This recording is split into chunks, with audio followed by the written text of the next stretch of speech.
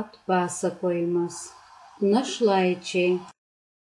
Kartą vasarą ėjau per beržyną. Matau, guli vėjo nulaužtas beržas. Priėjau arčiau ir beržą apžiūrėjau. Tarp šakų radau lizdą.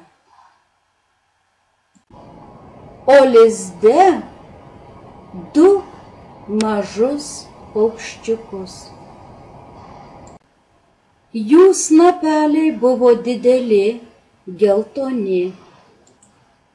Mane išvydę, jie ėmė gailiai cypsėti. Vargšeliai matyt buvo alkani. Paroviau žolės, išklojau kepurę ir ten sudėjau našlaičius. Paukštelius parnešiau namo. Juos pirmas pasitiko Rainis. Jis jau kišo savo naguotą leteną ir norėjo čiupti paukštelius. Aš jam pagrasinau pirštu. Rainis porą kartų sumiaukė ir nuėjo šalin.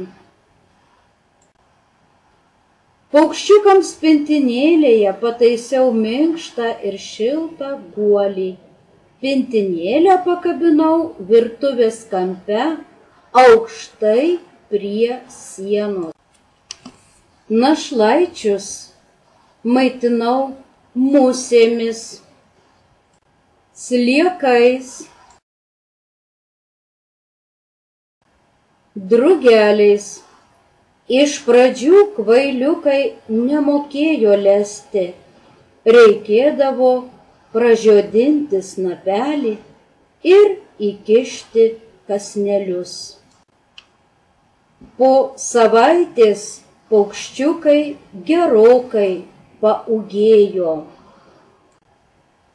Jų snapeliai patamsėjo, minkštus pūkus padengė gražios, margos plunksnelės. Aš dabar juos pažinau. Tai buvo strazdai. Neapsirikau. Kaip apsidžiaugė visi namiškiai, kai vieną rytą mano našlaičiai ėmė gražiai švilpauti. Dieną pintinėlę išnešdavau laukan. Pakabindavau viršum lango prieš saulutę ir atidarydavau. Dabar paukšteliai jau skraido ir maisto patys susiranda.